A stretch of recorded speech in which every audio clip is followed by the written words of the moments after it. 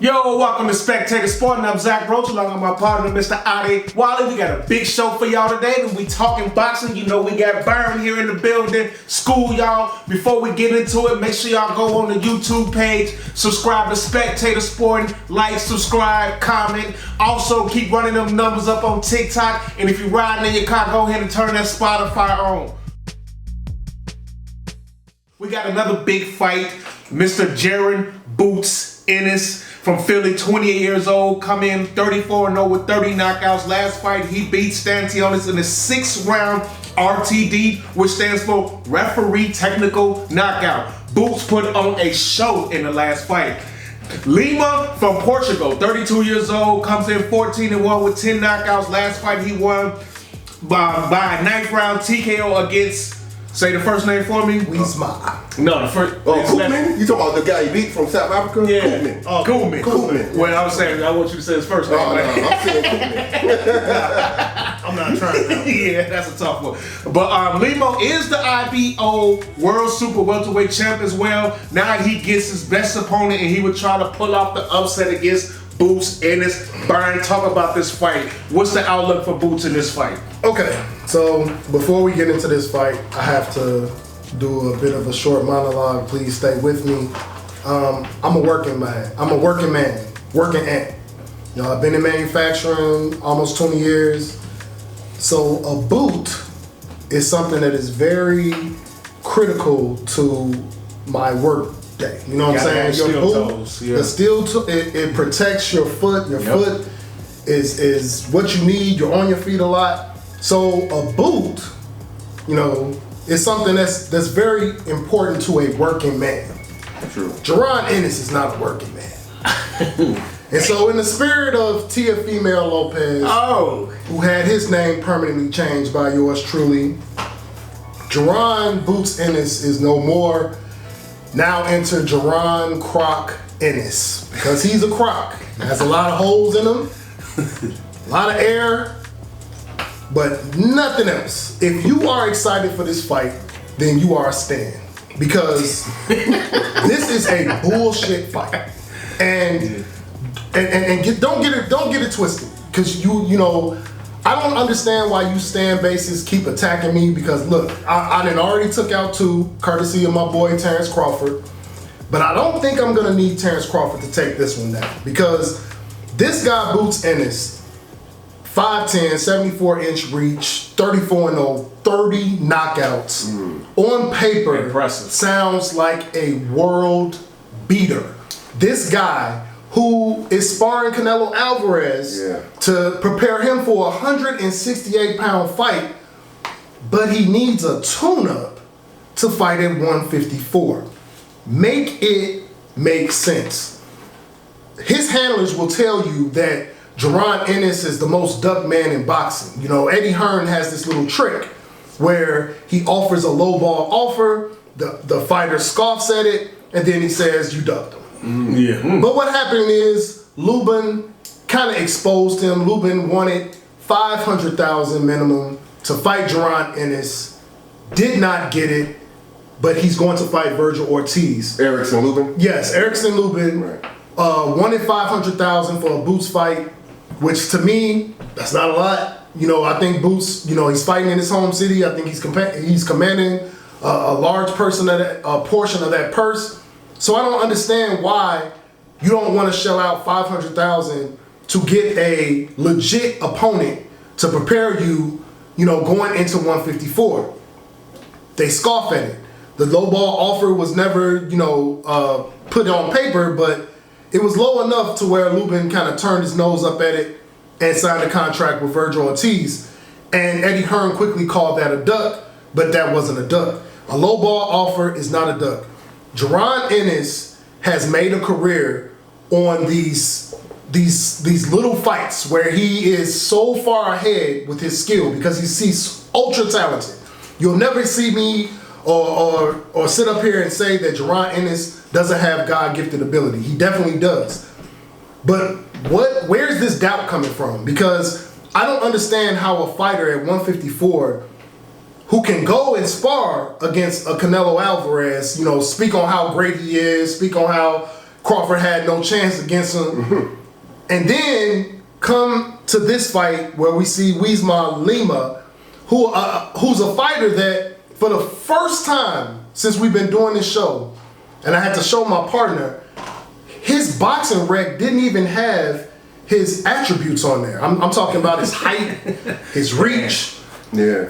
His last fight, I still haven't seen it. I'm not gonna sit here and cap for y'all. I can't find it. I don't know where it is. This guy seems like he was drawn out of Eddie Hearn's imagination. At 14-1 with 10 KOs, 32 years old.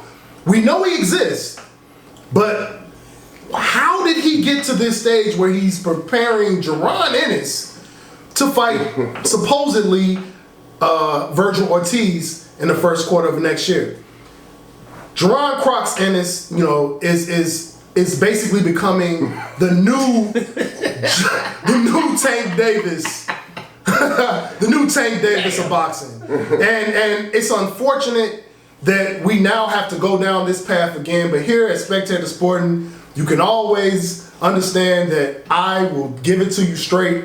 And Crocs, you need your ass whooped for signing this fight, bro, because this ain't it. This is not it. Damn. Look, hey, Uisma Lima comes in. He's 14-1 with 10 knockouts. 10 knockouts, all right? Right. He's the IBO World Super Welterweight Champ. So Brian gives this fight no hope. Give me something to look forward to this fight. Give me something for this fight. Well, yeah, I'm gonna talk about Boots.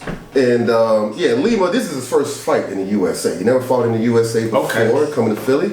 Now, the boxing world has very high expectations for Boots Ennis, and for very good reason. For a very good damn reason. The man is very talented.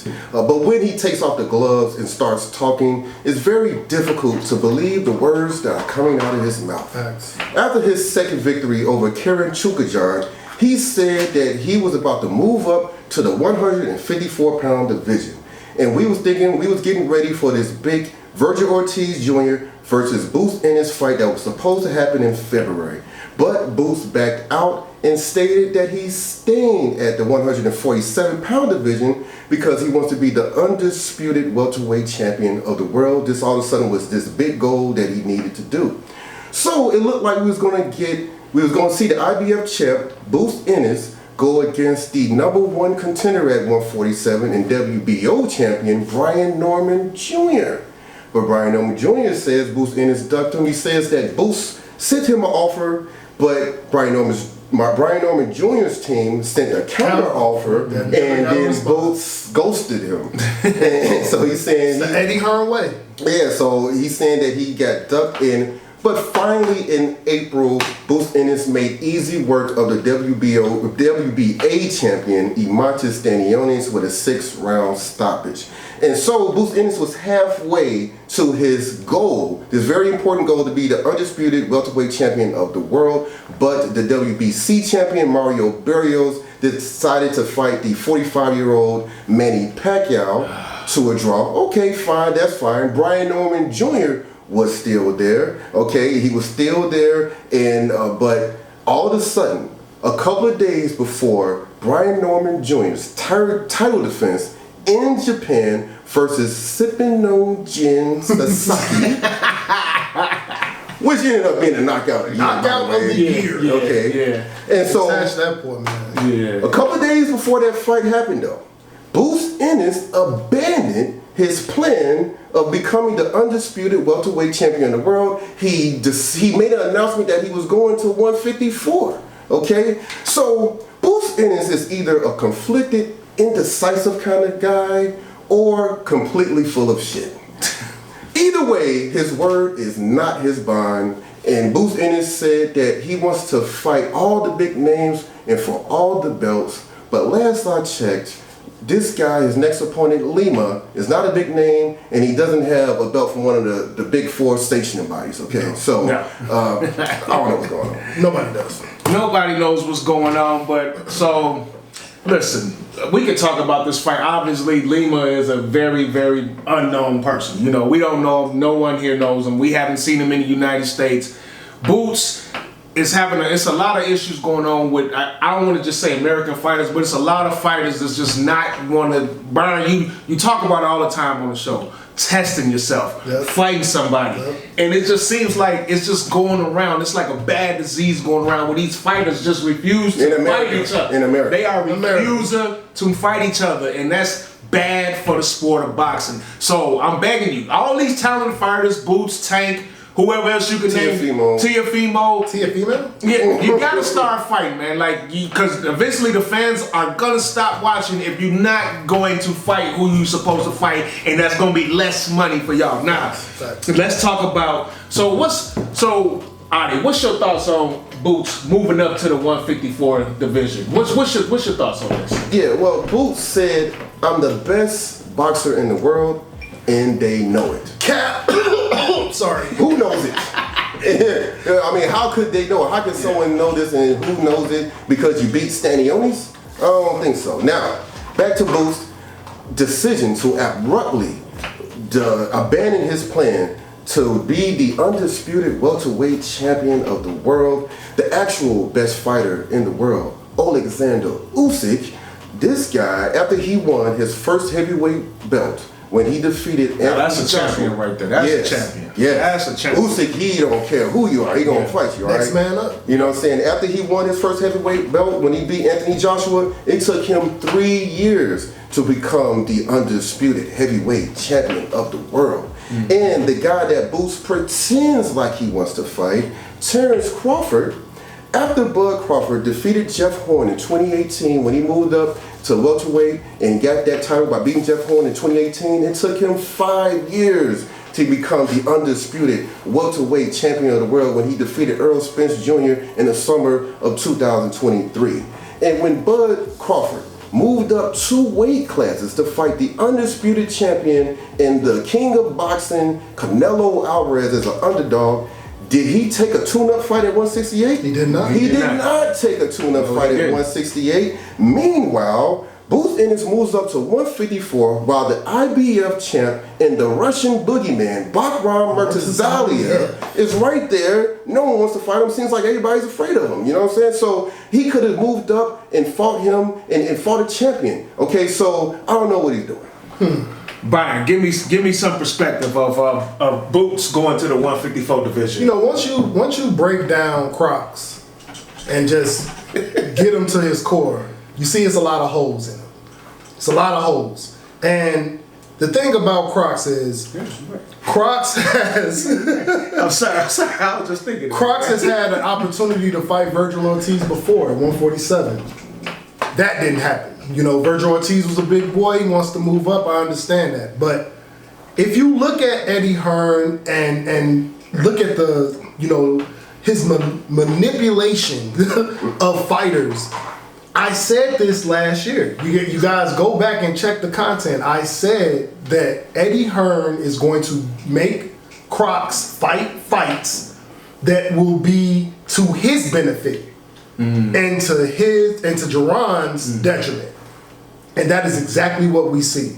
They're trying to tell us that Bakram Murtazaliev, Xander Zayas, Tim Tszyu, Keith Thurman, Jesus Ramos Jr., they're trying to tell us that none of these fighters are available for their precious Crocs Ennis.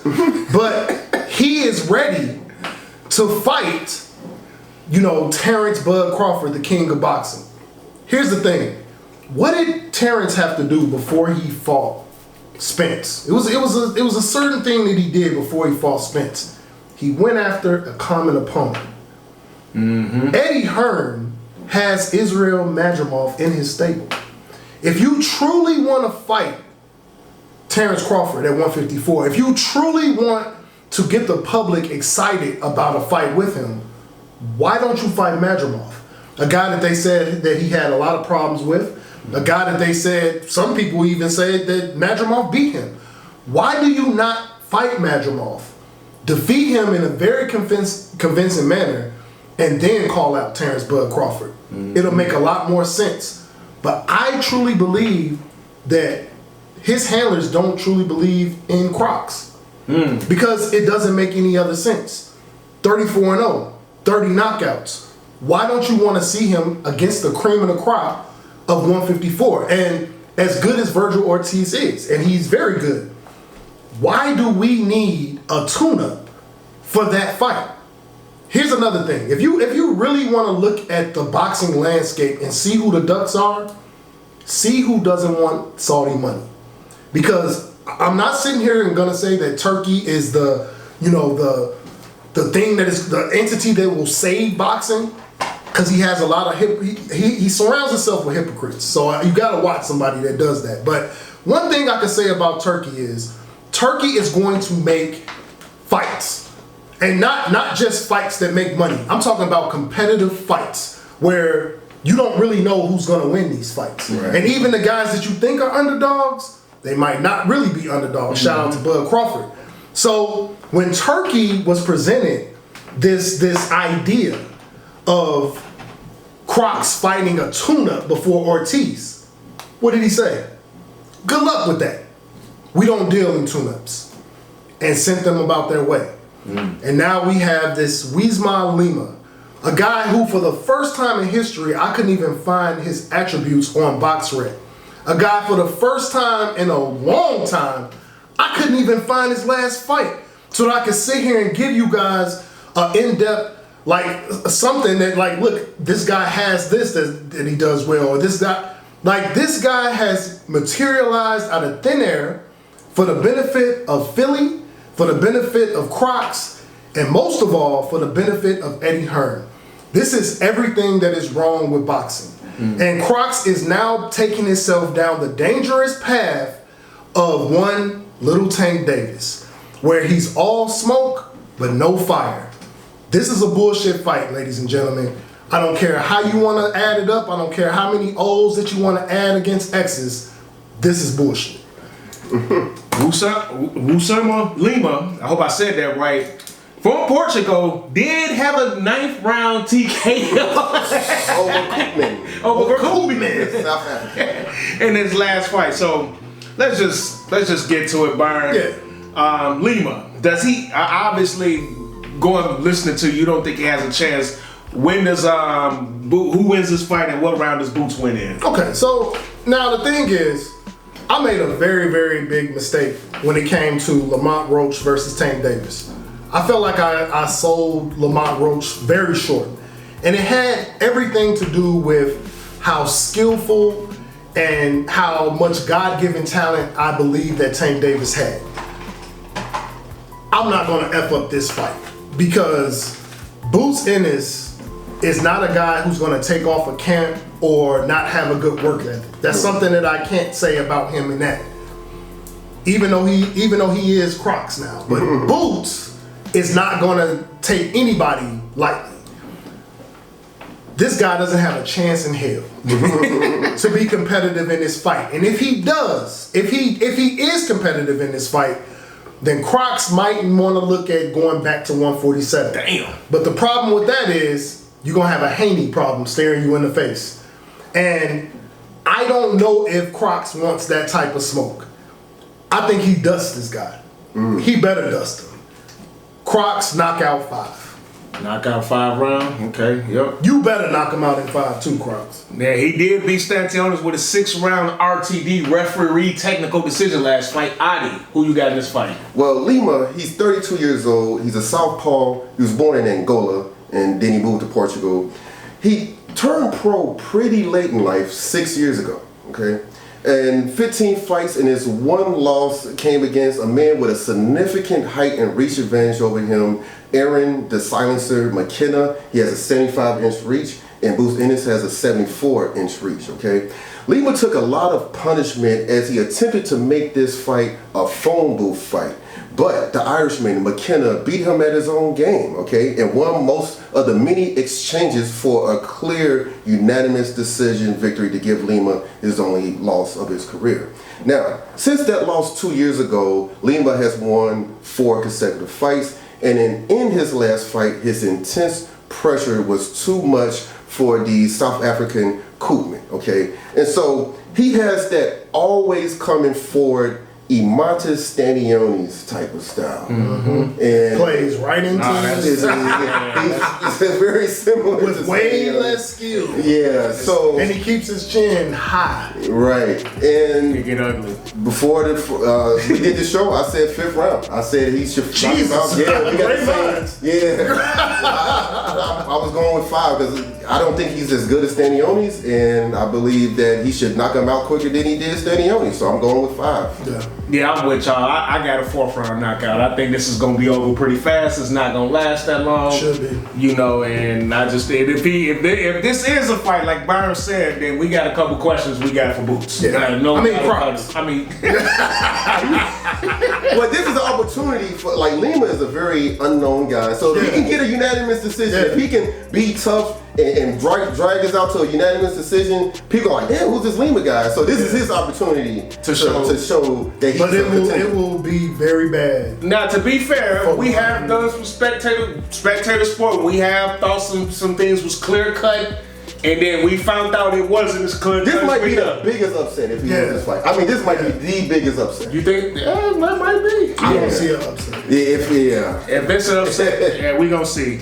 You've been watching Spectator Sporting. I'm Zach Roach, along with my partner, Mr. Adi Wally. Shout out to Byron. Make sure you go on YouTube, subscribe to that Spectator Sporting page, like, subscribe, comment. We do respond back. TikTok, appreciate y'all. Instagram, keep coming with those comments. Also, if you ride in your car, listen to Spotify. And in the meantime, in between time, we out. Peace.